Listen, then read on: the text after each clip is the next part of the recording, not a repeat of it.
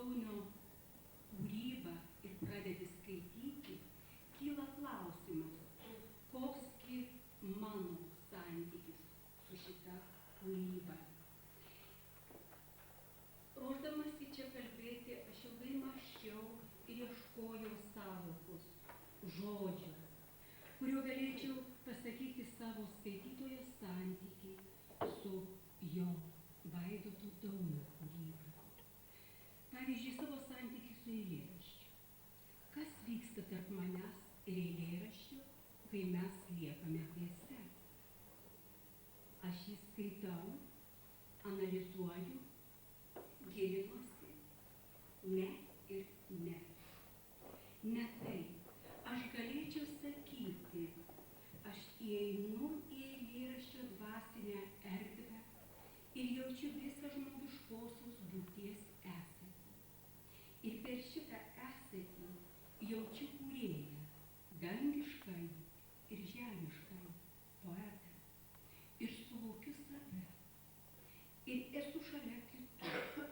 Ir jaučiu kiekvieną pėdą, kiekvieną akimirką, kiekvieną amžinybėn byrančią sekundę, čia ir dabar. Tarp praeities ir ateities tik tai eitis. Sąvoka eitis. Šią akimirką būtų raktinis žodis. Bet mūsų žodis tai žingsnis bevaisėje vasaros žemėje, sako poetas. Tai ne žodis, tai žingsnis, vyksmas, virsmas, tai būtis, esatis. Aeras noksta, meldas suruoja, debesis atsispindi, krinta lapas, protėvis žiūri į krintančią žvaigždę, kelias po kojomis, kiekvienas posūkis ieško tiesos mūsų žodžiuose. Grįžtu atgal. Laikas beprasmis tiems, kas atsisako tesėti. Eilėraščio struktūra laisva ir kiekviena strofa arba net kiekviena eilutė yra prasminga ir savarankiškai atveria savąją gelmę. Pagrindiniai atraminiai egzistencijos kraštutinumai – laisvė, mirtis, izoliacija, beprasmybė. Žymi ribas žmogiškosios būties, kurioje arba kai joje, poeto žodžiais sakant, kyla saulė po einančio kojo. Dieviškosios šviesos simbolio saulės ir einančio žmogaus vienovė įprasminta judesy, kyla ir eina. Pagrindinis eilėraščio, apskritai eilėraščio ir visos kūrybos laikas yra dabartis. Praeitis ir ateitis sustiprinta dabarties svarbą ir leidžia suvokti esmę. Būties vertybių yra nuolatinio tapsmo ir virsmo procese. Užbaigti tų vertybių eilę, sąrašą norėčiau tokia brangia vertybe tikėjimas. Eilėraščio eities struktūroje šitos vertybės viena kitą papildo, paaiškina, patikslina, išplečia arba tampa viena kitos simboliu. Poetas savosios kūrybos erdvėje yra vedlys, lyg Dantė pragare. Žmogaus būties pasaulyje matmenys, Umwelt, Mitwelt, Eigenwelt ir Überwelt, tai apie ką kalbėjau pradžioje, yra lyg persipinantys vingiuojantys labirintai, po kuriuos klaidžiodamas praturtėsi naujomis vertybėmis, o egzistencinis nerimas persmelks tave iki sielos gelmių visam likusiam gyvenimui. Čia ir dabar aš norėčiau jūs paklausti, kas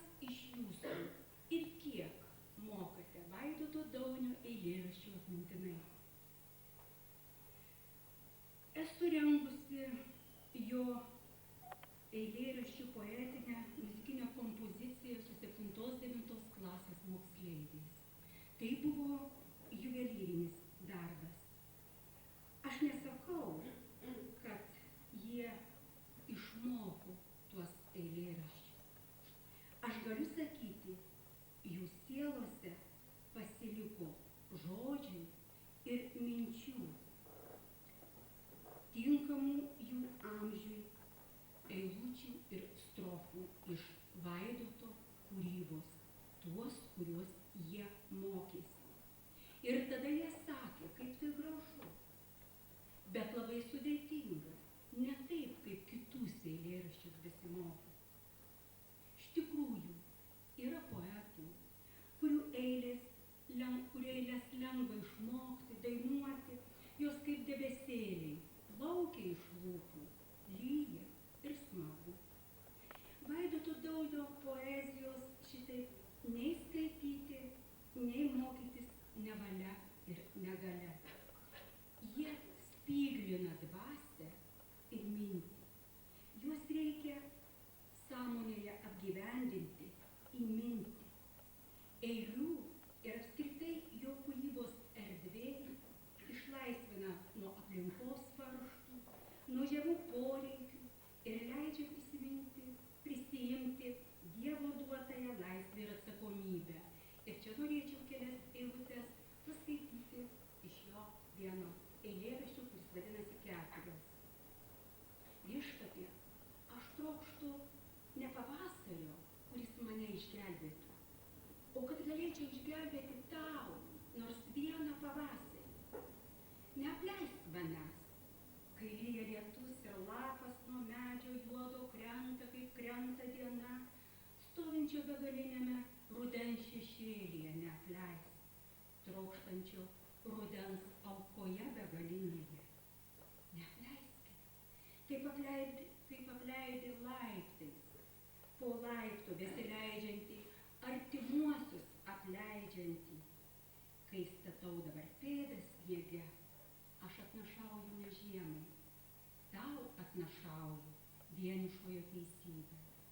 Neapleisk manęs, išdegusiam priemiestį, šlamant sapnams apleistųjų, kuriems užmerkė akis.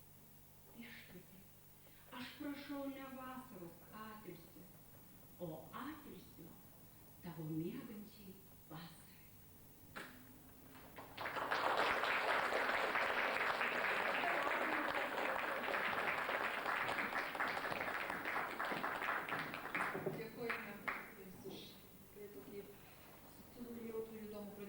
Ir kadangi jūs kalbėjote apie mokinius, tai dabar ir norėčiau paprašyti mokytojos Živilės, kad jūs ateitumėt, ar vienos mergaitės, žodžiu, norėčiau pakviesti jūs ir jūsų mergaitės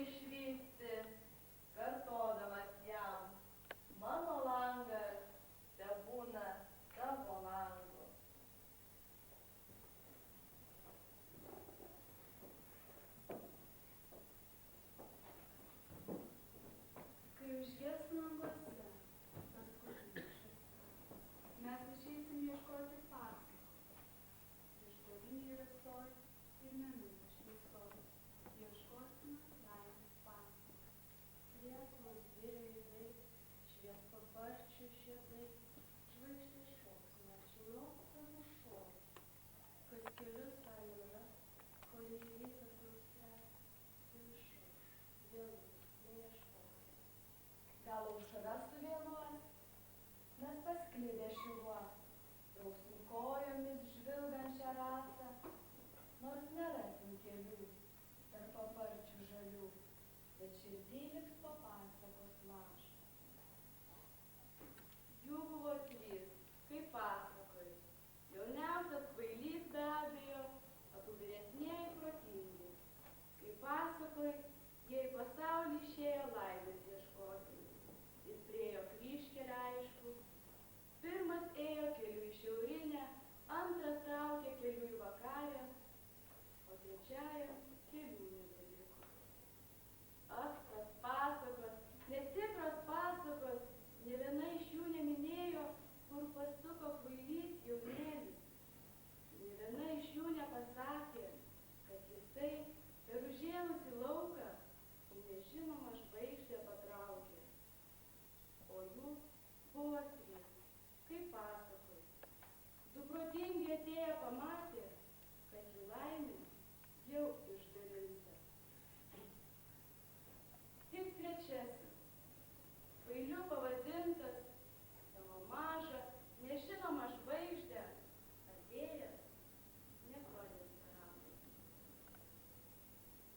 Ryt padėsiu viską į šalį ir klaidžiosiu vienas miškais, viską pamiršęs eisiu ir eisiu, žvėrių pramintais takais. Noriu pavargti ir negalvoti, noriu kažkur paklysti, dieną ir naktį noriu klajoti, atgal nebesugrįžti. Išsišnekėti noriu su medžiais, vienas tarp jų gyventi. Ąžuolų miško noriu pavirsti, noriu vėją pralenkti. Ryt padėsiu viską į šalį ir klaidžiosiu vienas miškais, viską pamiršęs eisiu ir eisiu, žvėrių pramintais takais. Šienas kvepia diena ir bitė, šienas vasarą kvepia klausa, išdžiovinta lietuvių geltonų ir išdžiūvusią sieną. O ištroškusias lūpas per dievą, gardinu, gardinu. O ištroškusią miltą iš ją, kandinu, kandinu. Ir geriu dobilienos geltonį, javų kvapą sausam žiugždesy, vėjo skonį ir žemės artumą, bičių dieną nakties virpesy. Arklių šešėliai naktyje, tokie gyvi ir stiprūs vyriškai, jums kaip ir jausami, kad aš pats imu savimi tikėti. Ir nelaikioj nakties tylos, pasitikėdama sprendimu, taryba paliko. Jo paslaptingai drėgmė ir šaltume ieškodama gyvybės, ir prasmės, ir šaltumo, taip tyliai, kad išgirsti. Visi laukai, visi rūkai, visa naktis, o būtina visos nakties tyla. Ir šaukdamas taip garsiai, kad išgirstų, nakties bijęs, naktim nepatikėjęs, o būtina tylios nakties tamsa. Arklių šešėliai naktyje, tokie gyvi ir stiprūs vyriškai, viens kitą jausdami. Išmokim ištylinti iškalbingumą, išdidingo išmokime paprastumą. Išmokim iš neregio saulės ieškoti, išmokim iš atstumto kentėt ir šypsotis.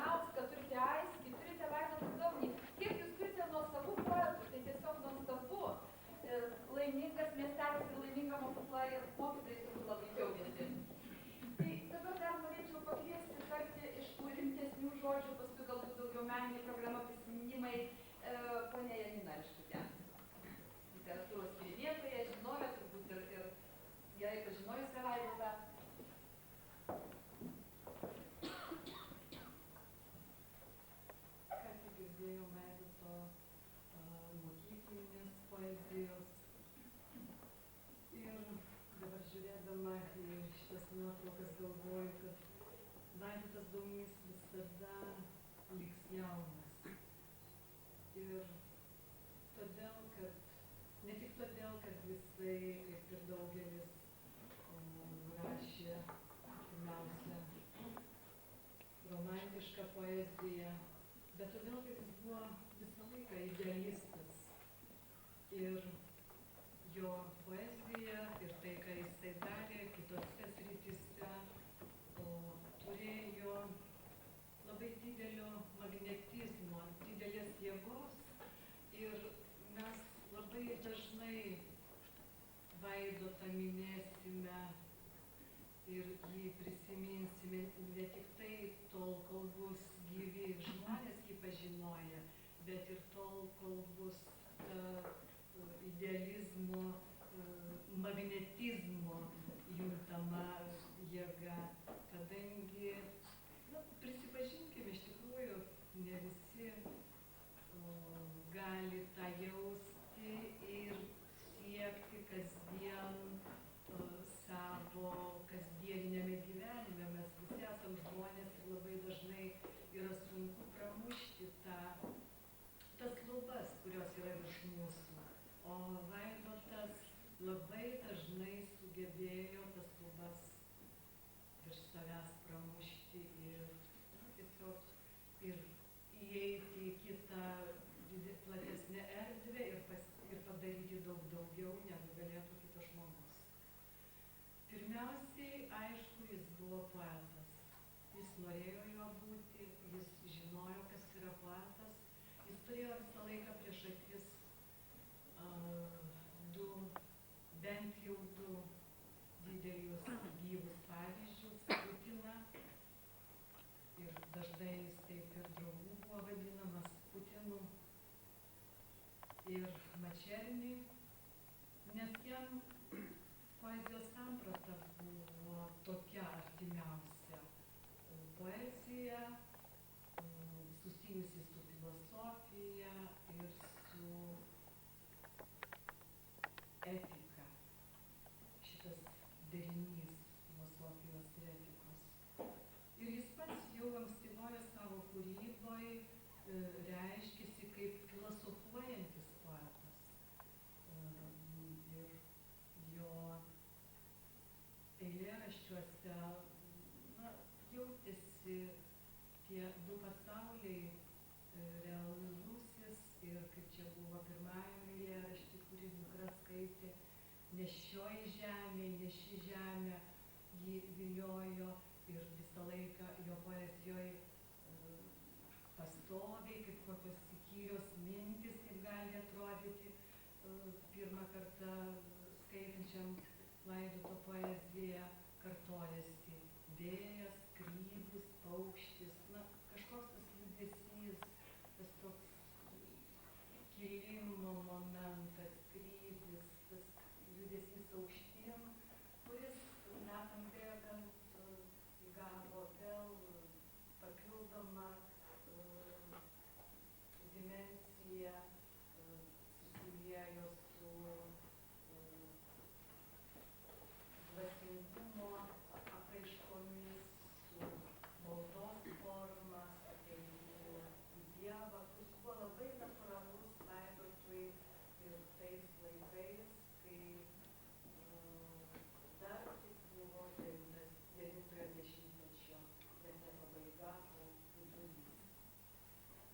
Ir ta siekiamybė, jis tarsi gyveno nuolat tokioj siekiamybės būsenoj, norėdamas ir savo eilėraščiuose tai užfiksuoti, pagauti tą kažkokią idealią būseną, tuos vaizdinius ir savo veikloje. Aišku, pirmoje knygoje gal dar jam pačiam tai nepavykdavo perteikti, jisai nelabai ir vertino pirmosios knygos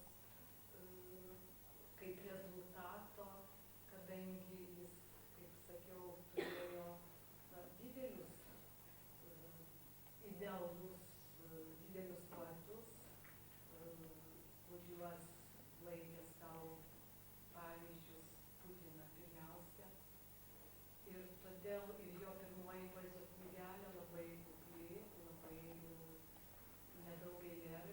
anksčiau, kaip nedaug kas tais laikais išdrįsdavo tiek į savo taip mažai įdėt į pirmąją knygą eilėraščių. Tai irgi yra tam tikra pozicija, tam tikra etinė pozicija. Vaidotui visada tai buvo svarbu ne tik rašyti, bet ir pasverti savo žodį ir savo poziciją, jaustis atsakingu už savo žodį ir už savo veiksmą. Ir toje jo siekiamybėje labai dažnas ir toks personažas, žygūnas ar paukštis. Taip jisai perteikdavo pirmoje knygoje ir savo šituos idealaus pasaulio troškimo vaizdinius. Labiau jo kaip filosofuojančio poeto, na, aš taip sąlygiškai tą frazę sakau, tiesiog taip, kad būtų viskas paprasčiau. Labiau tai atsiskleidė vėlesniuose eilėraščiuose rašytuose 90-metį, paskutinio penkmečio eilėraščiuose. Jis jau buvo radęs, na, tikrai tokią originalią formą išreikšti tam, ką jisai norėjo perteikti. Jis buvo pajutęs patį minties tokį natūralų išraiškos būdą ir jau galėjo savo cikluose, eilėraščiuose užrašyti, na, tiesiog tokį ne tik minties procesą, bet ir tokį dialogą su draugu, poetu, ciklas Kelio ženklai, kur jisai svarsto apie savo kelią, apie poeto pašaukimą, apie žmogiškąją misiją, kadangi jam tai buvo nesiejami dalykai. Arba jisai eilėraštyje Vienišasis Dantė perteikia tokį sudėtingą ir savo vidinį, emocinį, psichologinį tokį momentą. Aš labai branginu šitą jo eilėraštį, esu mačiusi Vaidotą skaitant tą eilėraštį labai tokį susijaudinusi druskininkuose, poetiniame druskininkų rudeny. Tai buvo gal 91 metai, bet tiksliai negaliu pasakyti. Tada jis laimėjo ir pagrindinį prizą už šį eilėraštį.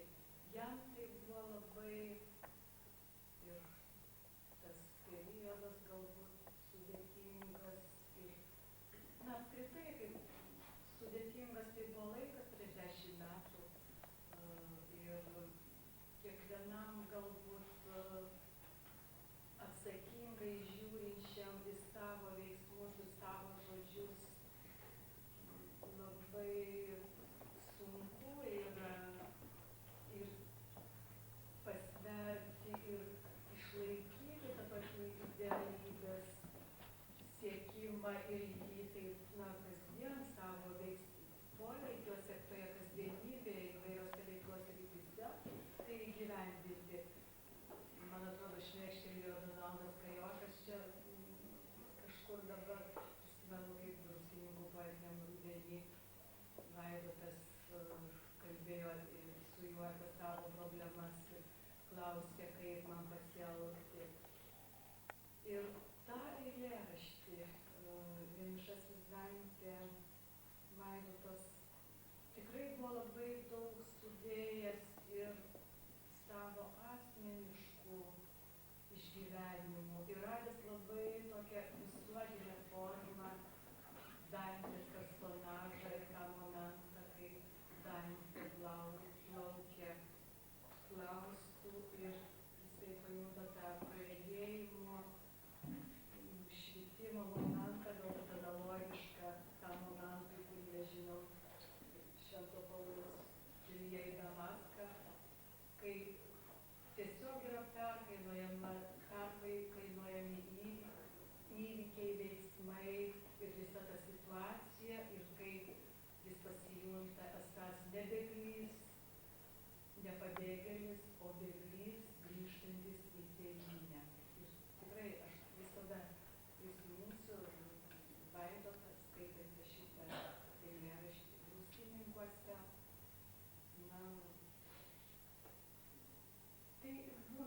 tokie momentai, kaip Vladas savo balsu, savo laikyseną, savo asmeniu labai daug dar įdeda tos papildomos informacijos į parašytąjį tekstą, nu tiesiog duoda tam tikrą tą kodą ir paskui visai kitaip galima žiūrėti ir daug daugiau pamatyti jo visoje kūryboje. Vaidotas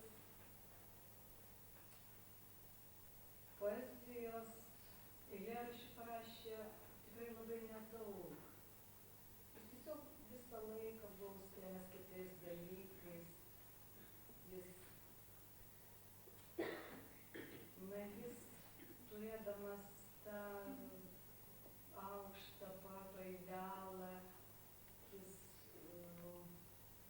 vis tarsi atidėliojo tai visą tą ateičiai. Jam buvo svarbu ir labai daug ką padaryti, kadangi, na, turbūt ir tėvelis galėtų pasakyti iš jo vaikystės, turbūt, aš tai bent manau, kad Vaidotas labai anksti buvo pajutęs gyvenimišką savo misiją ir visą laiką visom pastangom, visais būdais stengiasi plėsti aplink save tą kultūros, šviesos, erdvę, teritoriją, darydamas labai daug ką, net keista, tai pagalvojus, kaip jaunas vaikinas galėjo tiek daug padaryti, pramušti, kaip anais laikais reikėdavo steigti almanachus, knygų serijas, žurnalus, periodinius leidinius rimtus, organizuoti daugybę renginių ir daryti tai labai atsakingai, labai profesionaliai ir mokėti uždegti, patraukti kitus žmonės, sakyti jiems, tu galėtum tą padaryti, tu galėtum šitą padaryti, nes kas kitas be tavęs padarys, tikrai tiek daug žmonių yra paskatinęs kažkokiam tokiam dideliem darbam ir visam tam reikėjo laiko, bet jis tik tai taip, na, savo, jam to laiko likdavo mažai ir jis taip, nors čia buvo kartu užsiminta, kaip jis rašydavo dienoraštį mašinoje, kaip jis dažnai taip sėdėdamas mašinoj džiazo ritmų linguodavo, džiazuodavo, savo kažką tarsi taip pasižymėdamas mintise, kažkokį motyvą, nes jam vis dėlto rūpėjo ne bet kaip užrašyti eilėraštį, nedauginti tuos tekstus, bet sukurti, užrašyti tą, ką jisai norėjo iš to susilietimo su aukštesne vertybe, aukštesne idealiaja esybe, nu, tam tikrą meilės formą, harmonijos formą, harmonija neįmanoma nepaminėti Bacho, kuris nepaprastai mėgo ir sakydavo, kad tai tiesiog, nu, per graži muzika. Jisai iš tikrųjų labai turėjo stiprų magnetizmą, aš nedrandu kito žodžio, kaip dabar ateina į galvą mintis, kad žmogus jau gimdamas, tiesiog jo tokia sielos matrica, kažkas jau yra užprogramuota ir kad tai yra nuoseklu ir kad visą gyvenimą visą tai rutuliojasi. Apie Vaidotą tai iš tikrųjų yra taip. Visą laiką brendo ir visas kryžio motyvas ir jo poezijoje daugybė jo variacijų ir ne mūsų valioje yra visą tai pakreipti į vieną ar į kitą pusę, bet ta šviesa, tai, ką jisai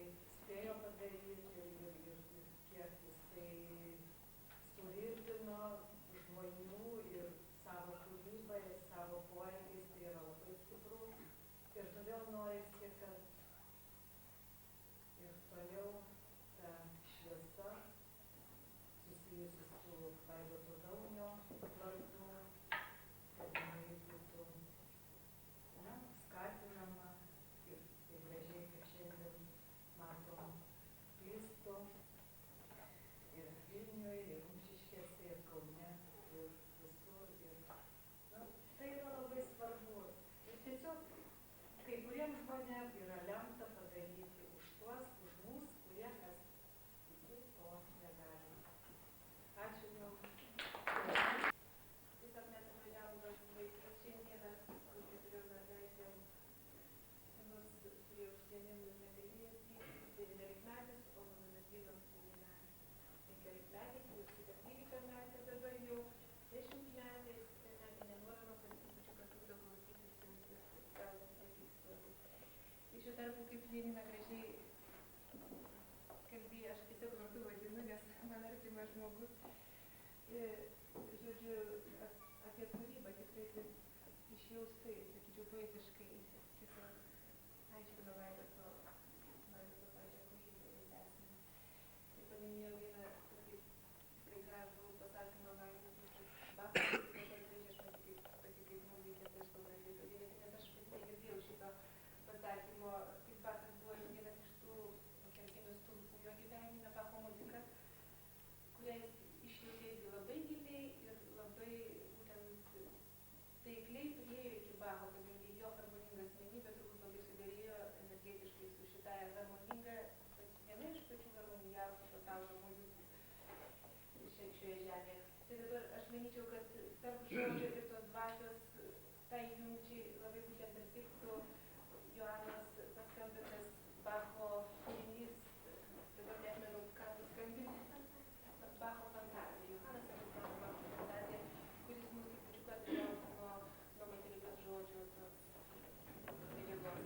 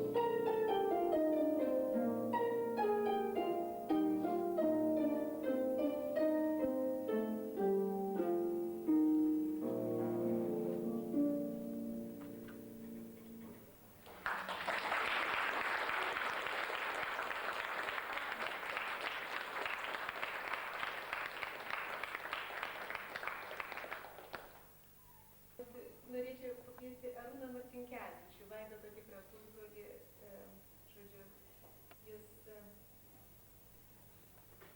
mamos sesers sūnus. Bet jis yra teisininkas, dirbantis žmogus visai nekūrybinėj sferoj, tačiau nelabai seniai teko išgirsti jo Vaidoto skaitomą eilėraštį ir aš labai buvau nustebusi, kaip žmogui, ne poetui, jisai, aišku, savo sielą galbūt ir poetas, bet ne poetui konkrečiai ir ne kūrybos žmogui, reiškia, galima taip pajaust eilėraštį ir taip prasmingai perskaityti, kad, reiškia, jį priartint prie klausytojų ir tiesiog įteikti to eilėraščio prasme.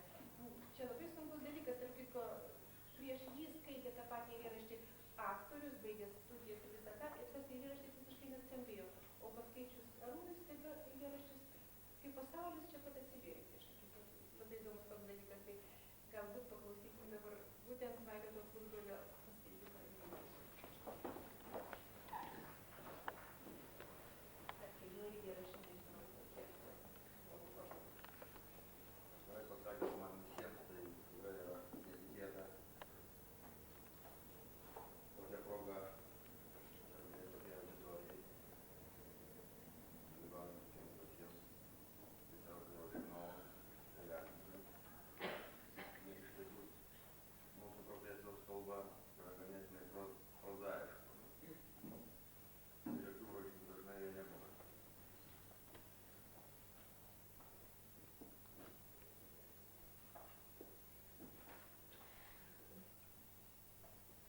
Bet pabandysiu, jei nesigaus taip, kaip čia dabar pasakojo Raimonda, neužtraukiu laiko.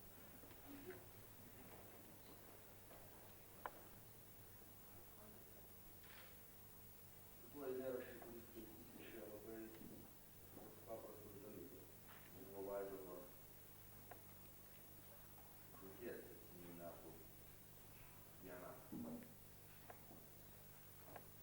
kuomet Vilniuje gyvenantys giminaičiai susirinkome toje vietoje. Labai spontaniškai, beveik nesitarę. Vaizdas buvo ganėtinai įdomus, kada giminės šakos beveik tuo pačiu metu, be jokio susitarimo susirinko toje vietoje. Raimonda, nežinau, sąmoningai, nesąmoningai aktyviai šitą Vaidoto eilėraščių rinkinį. Ir tas eilėraštis buvo pasirinktas visiškai atsitiktinai, atsiverčiant pirmą pasitaikiusį knygos puslapį.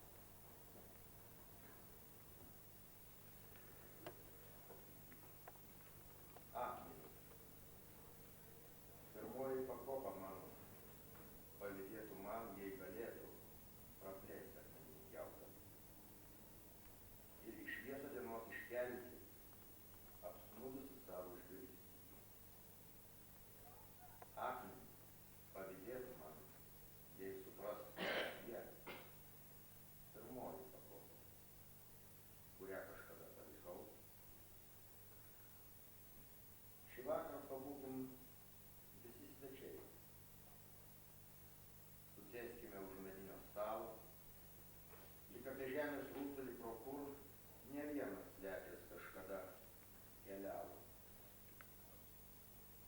Lyg duona, dovaną priimkim į save, akimirką atlaus susikaupimo.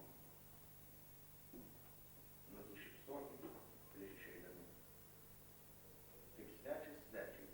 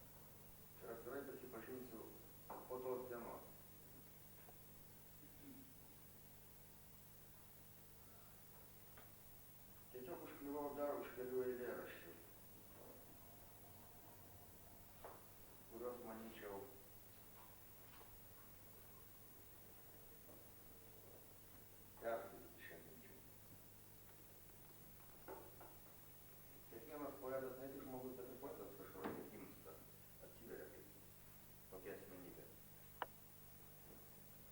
Ir štai tas gimimas, kuris mano akimis ir atmintyje žiūrint, prisimenant bendravimą su pusbroliu, kuris buvo mūsų pusbrolis tarpe vyriausias savo amžiumi. Ir visiškai niekiek neperizant galimas, kad jis buvo mums visiems didelis autoritetas.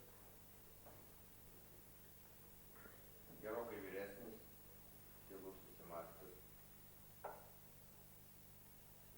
Mažai kalbantis, bet jei pasakantis, priverčiantis daug ką apmąstyti. Štai tas gimimas.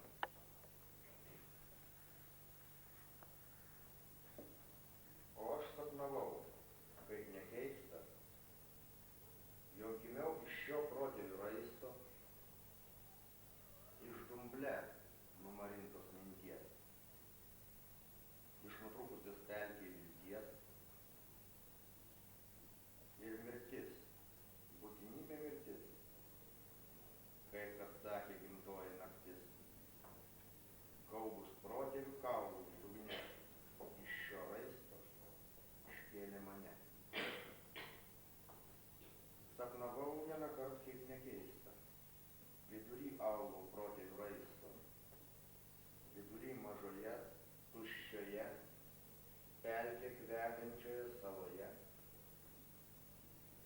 Ir ieškojau iš raisto kelių, tarp akladagių raisto gilių, tarp dumble numarintų minčių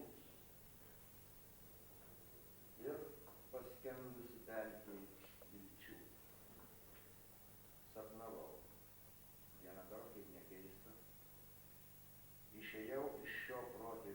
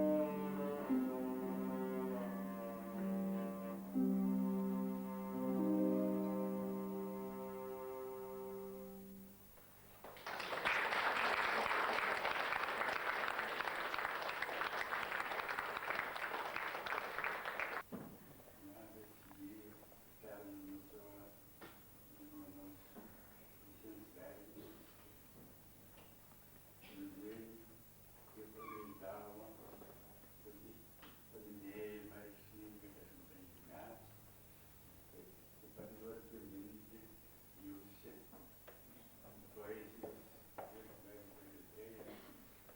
Ir kad esame mes tėvai labai dėkingi Rumšiškių mokyklai, kuri ten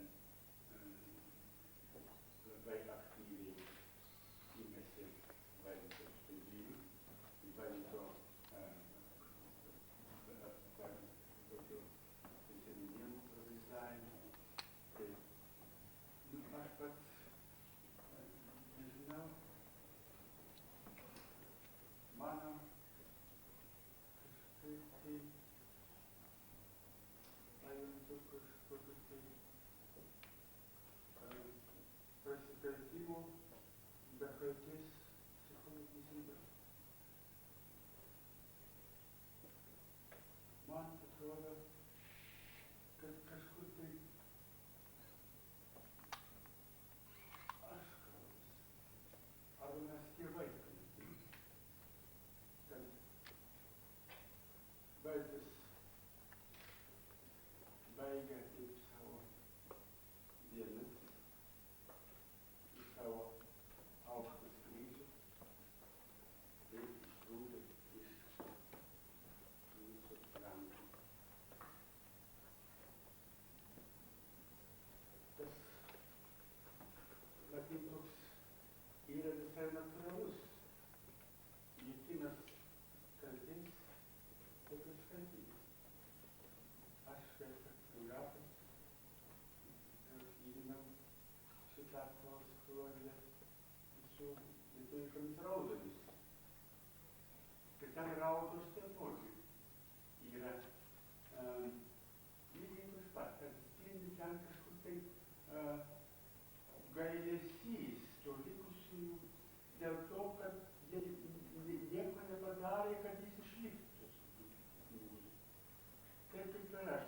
Atrodo, aš galėjau padaryti, nežinau, kodėl aš nepadariau šito, jau aš būsiu ten buvęs pasikišęs, ten būsiu nesėkmingas, nes tas toks graudulys ir eina, sakant, per šitą.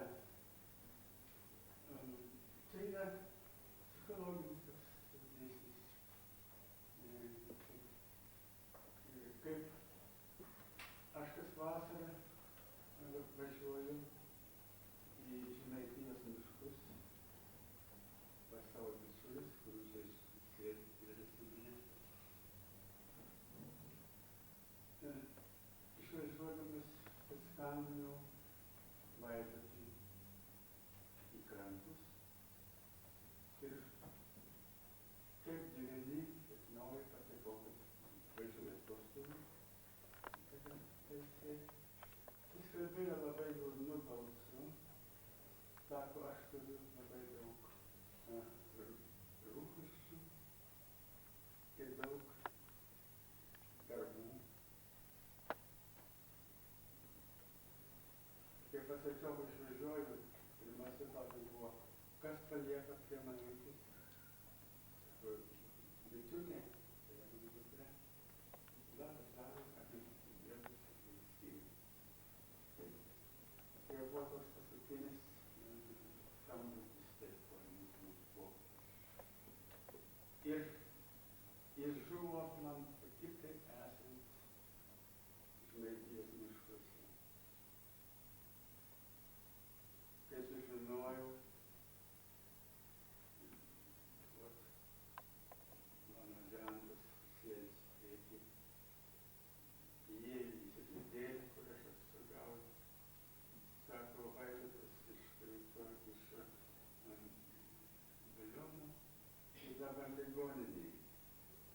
Dėkoju jam, kad jis nepasakė, kad jis užsimušė. Ir man liko truputį vilčių, kad aš galiu nors šito momentu jam padėti.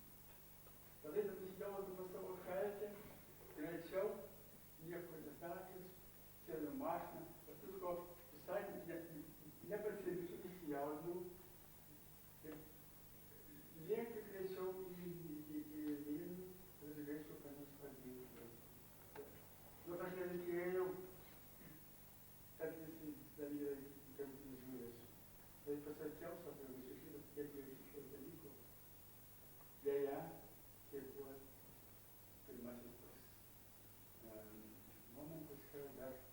reakcijos nebuvo jokios. Bet reakcija ta kelyje prasidėjo. Atsimenu žmonės, kurie va ten ir netgi prasidėjo mane. Visą kelionę tūsiausi lyg iš jau Gerai. Be poezijos kritikos, redagavimo ir kitų dalykų Vaidas yra palikęs 4 tomus užrašų knygelių, galima taip pavadinti, bet tai buvo jo rašoma tokių, čia yra taip pačią darbinių knygelių.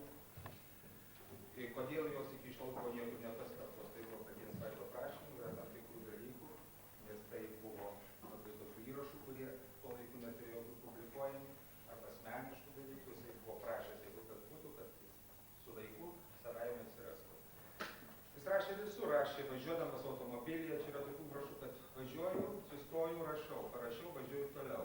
Mintis atėjo, tekdavo man su juo būti ir užsienį, vakaruose, ir Maskvoje važiuoti, ir kaimus visur, jisai vis palauks, sako, minutė eina, kur nors gatvėje įsitraukia, kažką pasirašo.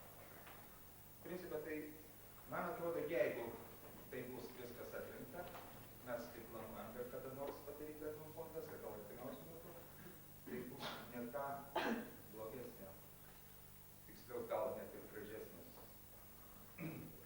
jo knyga, nes gražiausia knyga negu buvo išėjus. Aš čia taip galvoju, ką čia paskaityti iš to. Daugiausiai žiūrėjau iš paskutiniosios, 95 metų knygelės. Bet čia važiuojant šiandien į Rumšiškes, gerai, kad šiek tiek atsispaudžiau, buvo lygiai tokia pati nuotaika, kurią į Rumšiškes, pro Rumšiškes, jau į Kauną. Norėjau paskaityti tokią dar 94 metų rugpjūčio 22 dienos jo įrašą iš knygelės. Čia kaip tik apie tai rašo. Šiandien į Rumšiškes vykdamas pastebėjau, kad mintis mano įgrožėsi saulės šviesa, pro debesis sklindančią. Mintis grožinti. Taip, būtent taip. Prie Rumšiškių vaivorykštė, toje pusėje, kur marios. Klausiu savęs. Yra negyvoji gamta, yra augmenija, yra gyvūnija, yra žmogus, o vaivorykštė. Kam jį priklauso? Manyti. Vaidukė, ramus kalbėjimas yra viso ko pagrindas. Sakau jai, tikriausiai 5-ojo susilauksiu sausio vasario mėnesį. Mamulė nepaprastai susijaudina, išsigąsta, sunerysta. Po pusvalandžio vėl užėjo. Dabar pasikelia lovelį ir sako, susijaudinau pirmai, o dabar reikia į tikslingumo kolonas įrengti, tai girti. Dabar jinai mane peržegnoja, sako, kad višiukas tai peržegnodavo, mažakalbis buvo. Bet visada į mokyklą leisdamas mažos kryžiukų tyliai peržegnodavo. Po to pabučiuoja 4 kartus karton, sako 4 stichijos, laimingi tam vaidų 7. Tai va šiandien lygiai tokia pati nuotaika ir aš pagalvoju važiuodamas, kad būtinai šitą reikia paskaityti. Ir dabar va šiek tiek yra tos sekančios dienos, nes jisai nakvojo Kaune ir teko jam laukti Kaune. Čia ne visas, aš čia tik tai, kas surišta būtent su šitais namais, nes aprašo vaikščiojimas aplinkui rugpjūčio 23 dieną Kaune. Laukti dieną Kaune. Kaunas nieko kito negali padaryti. Atsiprašau, laukti dieną Kaune. Kuomet nieko kito negali padaryti, tik laukti. Noriu kvėpuoti. Kvėpti visas gatvėles, kuriuose būta vaikystės. Vytauto didžiojo bažnyčia. Didžiojo juk niekada nebuvo. Maironis sugalvojo. Sugalvota juk ta bažnyčia. Sugalvota. Juk ta bažnyčia nuolat bus potvinių praplaunama. Koks čia Vytautas didysis. Tobula bažnyčia. Ir Jokubonio Vytautas tampa išorė ir tobulas. Visai kitaip su Jokubonio Maironio rotušės aikštėje. Maironio proporcijos ne tos. Per sunkus, kad vėjas jo sutaną plaikstytų ir vis dėlto plaiksto. Tai dirbtina. Aikštė blogai